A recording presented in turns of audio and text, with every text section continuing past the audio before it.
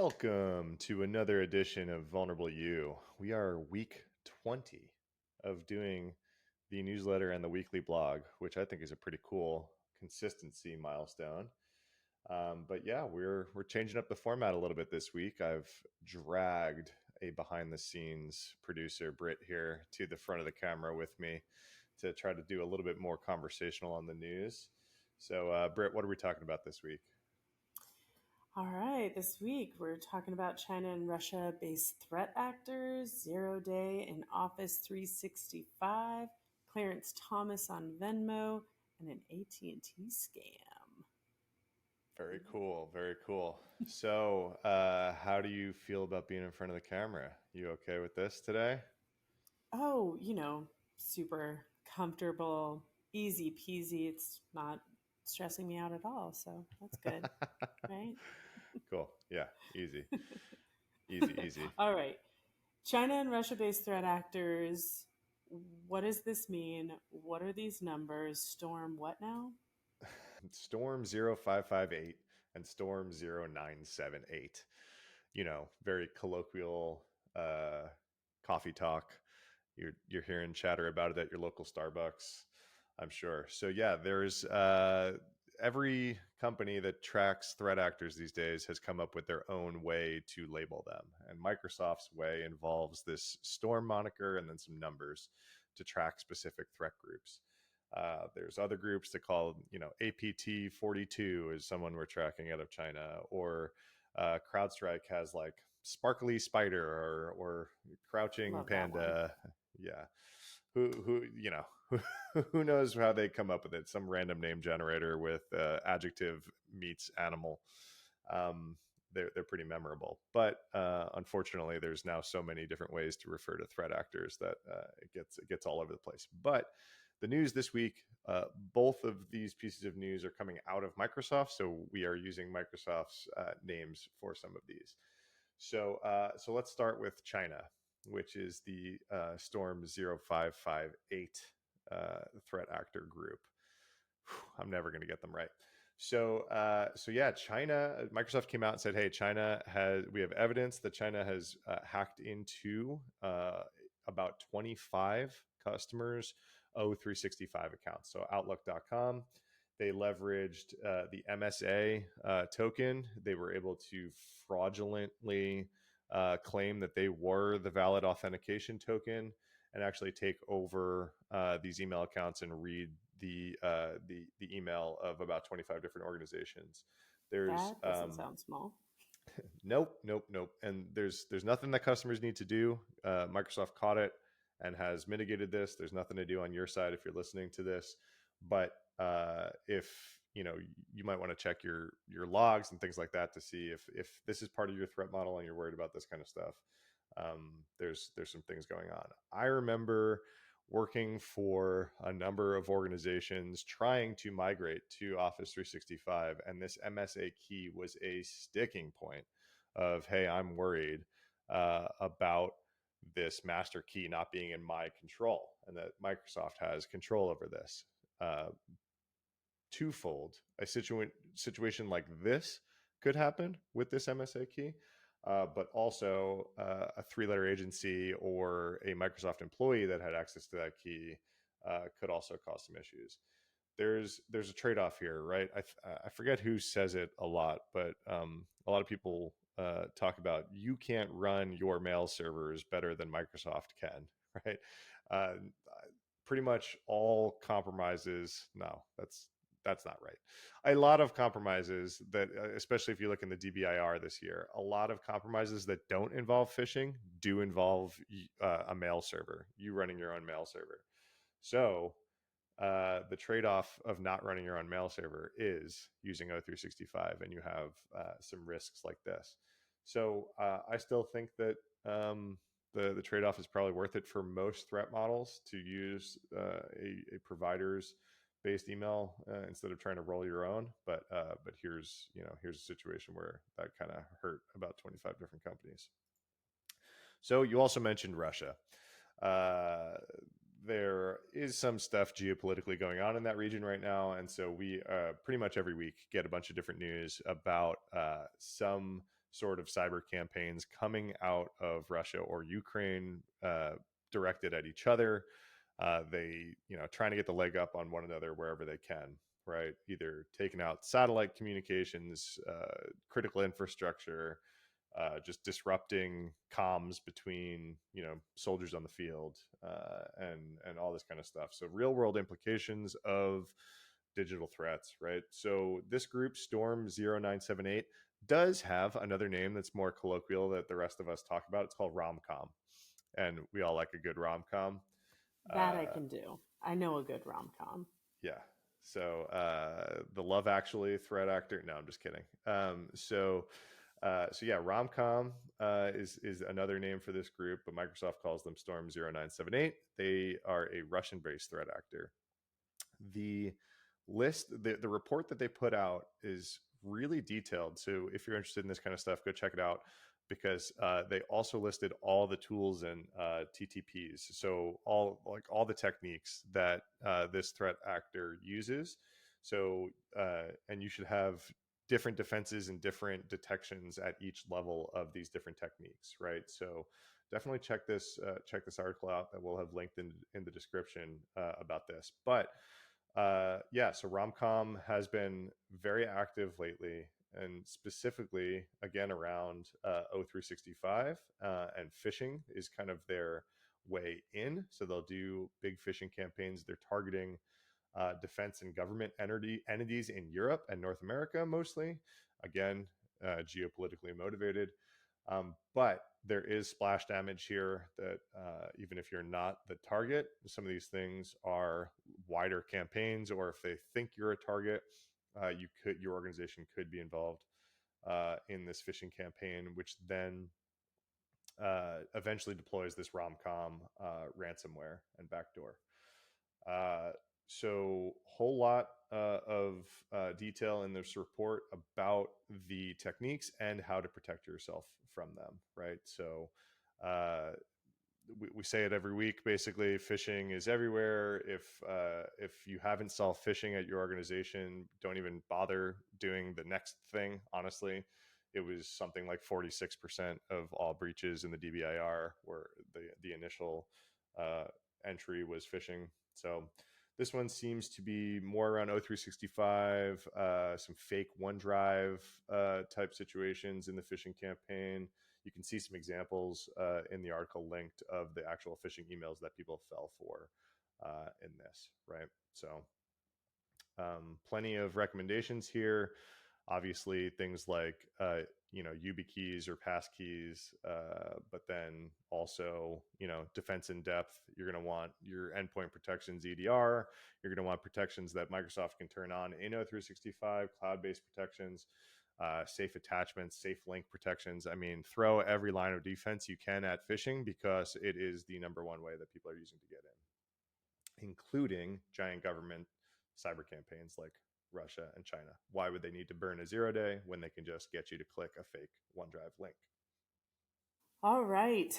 Next up, we're talking about Clarence Thomas on Venmo. I am so intrigued. How do we feel about this? Well, you know how you spend your nights and weekends just texting and Venmoing your local Supreme Court Justice aide, All the time. All the time. as we all do. Yeah, Clarence Thomas, obviously in the spotlight. A, Supreme Court Justice. B, there's been a whole lot of corruption headlines going on in this sphere about being brought on luxury vacations and receiving various kickbacks and things that like are really skirting around some corruption laws. And this is probably in the wake of that, just in terms of like when the journalist kind of dug this up. But a reminder to everyone, the default setting when you Venmo someone is that that transaction is public. And so they're trying, Venmo is trying to kind of lean on the social network aspect of, oh, it's funny watching my friends like send pizza emojis back at each other. And it kind of adds like an emotional connection to Venmo versus some of their competitors, because they're a dime a dozen these days. But yeah, a few years back, I guess it was the digging through different Venmo transactions. Some lawyers that are actually going before the Supreme Court this coming session.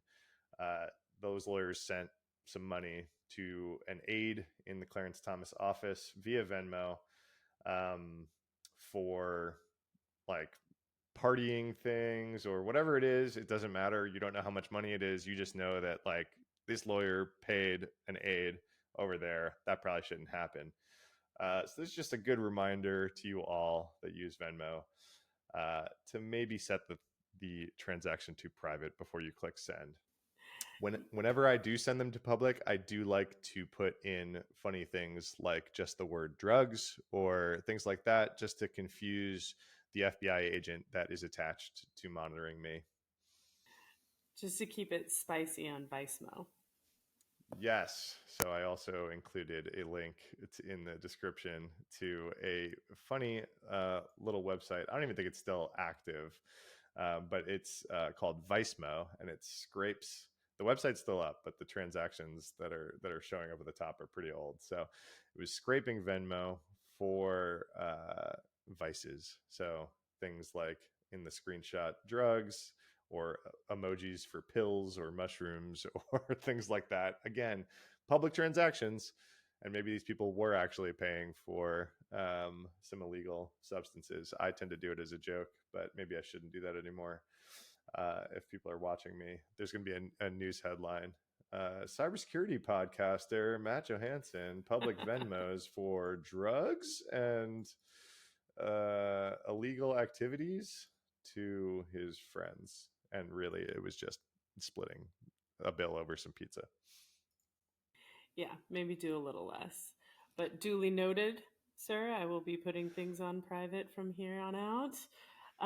But now let's get into this AT&T scam, because that was really interesting. That was an actual employee. Is that what I read? Yeah. So talk about someone who decided that they were going to wake up and commit a little bit of light fraud one day. And in picking their target, didn't do a whole lot of background checking and decided to try to scam the former CISO of Twitter and Mozilla. So Michael Coates, who's been around the InfoSec world for a long time, like I said, former CISO of some large organizations, very frequent uh, presenter, keynoter, just really all around bright guy, serial entrepreneur. Don't have enough nice things to say about Michael. Uh, Michael wrote a Twitter thread this week where he noticed something a little bit fishy going on with his AT&T account, and at first all signs pointed towards phishing, because as I've already said, it's extremely common, and those of us trained to spot it have our spidey senses and alerts on, just like high level of paranoia at all times. And yeah, Michael was getting some of his spidey senses were tingling that this might be a phishing scam. Things like repeated phone calls that he finally answered was how it started. And then, hey, it's AT&T, blah blah blah blah. There's a problem with your account. These are standard techniques by scammers.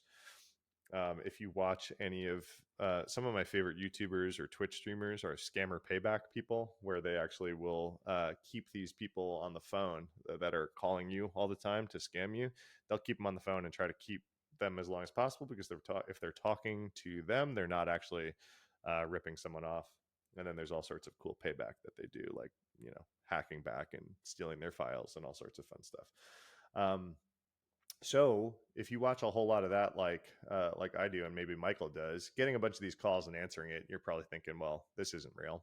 And then the caller followed up with an email to Michael, and the email had it wasn't an AT&T.com domain. It was like mail-AT&T.com. And those are like common phishing domains, is if like the name of the organization with like a dash and like some sort of legitimacy around it, right? Like sso-blah.com or whatever, right, is like another common one that we see a lot. Or like helpdesk-facebook.com is probably not a Facebook domain because it's not helpdesk.facebook.com. That's the difference between a subdomain and then like your actual top level domain. So the dashes keep it as the top level domain, and you can like register a whole bunch of like wacky ones like that. And if say AT&T didn't register every possible domain with ATT in it, but if it was mail.att.com, that's not that couldn't be owned by someone else. But mail dash definitely could. And so, okay, I'm over explaining this a little bit, but Oh, I want you to today get I the learned. picture. Yeah, there you go. And so seeing the dash in the thing set off some alarms. So Michael thinks he's being scammed. So he digs a little bit deeper. But then he goes, and this is a smart thing to do when you're curious about some emails that you're getting or some calls that you're getting, and you're thinking maybe they're legit, maybe they're a scam. If you go out of band, if you don't interact with the person that's calling you or emailing you, but go and log into your accounts. That's what Michael did. So, I know if I type AT&T.com into my browser and log in, that's AT&T.com. I didn't click a link. I didn't go somewhere that someone on the phone told me to go. I went to my known good AT&T account site, and he did that, and he noticed that there were some changes to his account. And he said, wait a second, I just got, spam called 5 times, picked up, told them to buzz off. And then I got an email that looked fake, and I went and logged in, and there was changes to my account. I didn't authorize any changes, and I didn't click any links or do anything that would have set this off. So he's like, what the heck is going on? So he calls AT&T, again, a known good number, not the number that was calling him, because anyone can call you, but you can look up and call AT&T and you know it's good. He gets an AT&T rep on the phone. He explains the situation. The AT&T rep says, yeah, you just upgraded from 300 megabit speed to 500 megabit speed. Okay, is there an extra cost with that? Well, yes, there is. It's an extra $10 a month. Well, I didn't authorize that change. And Michael states, oh, obviously $10 a month isn't a big deal, but like I didn't ask for this or authorize this, and I actually picked up the phone and told the person to go away. And so they put him on hold and they check and they say, okay, yep, verifying that everything you're saying is true based on the logs. We're going to reverse this change, and you won't be charged anymore. To which Michael replied, so you're telling me that a legitimate employee of AT&T just committed fraud and made an unauthorized upgrade to my account? And the person on the other end of the line said, yep, we're going to take this very seriously and need to investigate this. So I'm guessing someone's either fired or going to jail. I'm also guessing that Michael wasn't the only victim of this fraud. He just happened to be probably the smartest person that you could point this scam at. And we've seen this before. So there's been a number of financial institutions. So I know Wells Fargo was one of the big ones. I think there was even a mini docu-series about this, where these Wells Fargo branches would open up in like local towns, and the incentivization from the executives at the Wells Fargo was you were going to get paid bonuses based on how many new accounts you opened. And so that incentive structure led to a whole bunch of Wells Fargo employees opening up a whole bunch of fake accounts, or accounts for people who did not ask for an account or want an account, or they had credit cards they didn't know about because people were like, oh, I got them to open a checking. Well, now I can attach a credit card to that, even though this person did not authorize any of this. But for each credit card they opened or account they opened or this, that, and the other thing, upsell, upsell, upsell, they were incentivized for it. And so there was a massive amount of fraud going on at Wells Fargo a number of years ago. They got hit with like an absolutely massive fine of like, I don't know, I don't have it in front of me, millions of dollars. It was money that they made in like an afternoon as an organization that they had to pay in a fine. It was pathetic. Um, and yeah, no one went to jail for this or anything like that. And yeah, it seems like that there's probably some incentives at AT&T that are skewed in the direction of maybe a customer support rep. Maybe they're not even in the States, right? And like an extra $100 per account that they upgrade to this new thing, maybe that extra $100 is a lot different than an extra $100 if you're sitting in a call center in Phoenix, Arizona, or something like that. I'm just speculating here a little bit towards the end, but yeah, the incentive structure is probably what led this actual AT&T employee to click this upsell for Michael without his authorization. So I'm guessing we're going to hear more about this, potentially a class action lawsuit. Um, so, which are, of course, my favorite. Maybe Michael will get like 13 cents on a check in the mail from a class action lawsuit, and maybe AT&T will get What a fined guy. for, yeah, don't spend it all in one place, Michael, when the lawsuit happens. And yeah, maybe AT&T will get slapped with a fine that they can make back over lunch. Oh, wild. Well, per usual, cybersecurity news did not disappoint this week. Never does, never does, never a dull moment. Well, thank you all for listening to the news today. Again, we're trying a new format, so we're going to just have the news in this portion. If you like to tune in for some of the more vulnerable you content, which is like personal growth, mental health, leadership focused, we're going to record a separate uh, show about that. But if you are a member of the newsletter, you already have these news links in your email box, and you already have my blog post of the week in your inbox as well.